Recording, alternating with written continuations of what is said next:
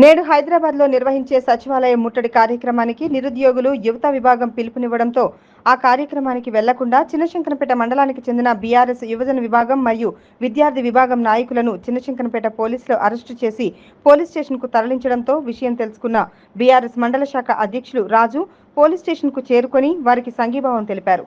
అనంతరం ఆయన మాట్లాడుతూ నిరుద్యోగులు యువత న్యాయమైన డిమాండ్లను నెరవేర్చేందుకు పోరాటం చేస్తామని అన్నారు.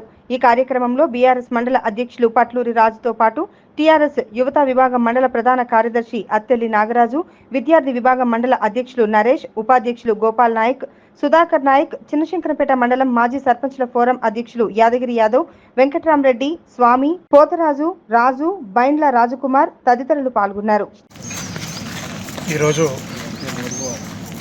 నిరుద్యోగులు కానీ డిఎస్సి అభ్యర్థులు కానీ ఏదైతే పిలుపునిచ్చారో చలో సెక్రటేరియట్ హైదరాబాద్ పిలుపునిచ్చారో దాని సందర్భంగా ఇప్పుడున్న ప్రభుత్వం ఈ నిరుద్యోగులను విద్యార్థులను అణిచివేసే దృష్టితోటి మా వాళ్ళని కూడా రాత్రి నైట్ తీసుకొచ్చి ప్రివెంటివ్ అరెస్ట్ చేయడం జరిగింది.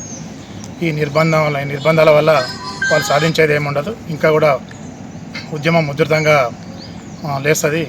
వాళ్ళు చేస్తున్నటువంటి ఏదైతే జెన్యూన్ డిమాండ్స్ ఉన్నాయో డిఎస్సిని ఇంకో 3-4 మంత్స్ వాయిదా వేయమని అడుగుతున్నారు. దానికి వీళ్ళకి వచ్చిన అభ్యంతరం మీద తెలియదు, అది ఖచ్చితంగా చేయాలి. అంతేకాకుండా ఈ గ్రూప్ 1 1:100 ఏదైతే నిష్పత్తి ప్రకారం చేయాల్సింది ఉన్నదో అది కూడా కంపల్సరీ చేయాలి. తర్వాత ఇది జాబ్ క్యాలెండర్ కూడా రిలీజ్ చేయాలి. తర్వాత గ్రూప్ 2, 3 ఏదైతే అది ఉందో అది కూడా పోస్ట్పోన్ చేసి దాన్ని కూడా సంఖ్య పెంచాలి.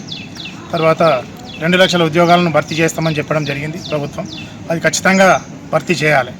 ఎందుకంటే ఈ ప్రభుత్వం వచ్చి సుమారు 7 నెలలు దాటిపోతుంది.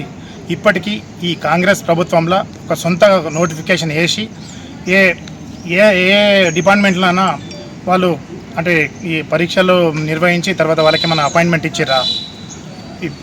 ఇప్పటిదాకా మొన్న వీళ్ళు ఏదైతే ఈ ఎల్బీ స్టేడియంలో కానీ అక్కడిక్కడ ఏదైతే నియామక పత్రాలు ఇచ్చారో అది టీఆర్ఎస్ గౌరవ కేసీఆర్ గారు ఇచ్చినటువంటి నోటిఫికేషన్ల ద్వారా వచ్చినటువంటి ఉద్యోగాలనే వాళ్ళు సర్టిఫికెట్లు ఇవ్వడం జరిగింది.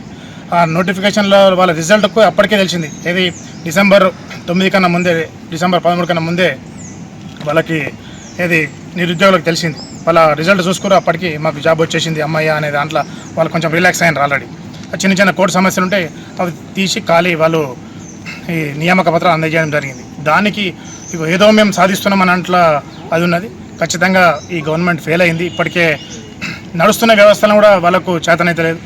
మెదక్కు మంచి మెడికల్ కాలేజీ రావడం జరిగింది, కేసీఆర్ గారు మంజూరు చేయడం జరిగింది. దాని సరి అయినటువంటి ఏదైతే అకామిడేషన్ ఉందో ఆ అకామిడేషన్ వాళ్ళు చూపించక సెంట్రల్ గవర్నమెంట్ ఇయ్యలేని పరిస్థితికి పోయింది. ఇప్పుడు రాష్ట్రంలో 8 కాలేజీలు ఇప్పుడు వస్తాయా పోతాయా అనే దాంట్లో ఉన్నారు. వీళ్ళు కోర్టు పోయే పరిస్థితికి వచ్చింది. ఎందుకంటే సరైన సమయంలో సరైన నిర్ణయాలు తీసుకుంటే ఇవన్నీ నిరుద్యోగులకు కానీ విద్యార్థులకు కానీ సరైన న్యాయం జరుగుతుంది. అంతేకాదు ఉన్న వ్యవస్థ ఏదైతుందో ఇప్పుడు కరెంటు వ్యవస్థ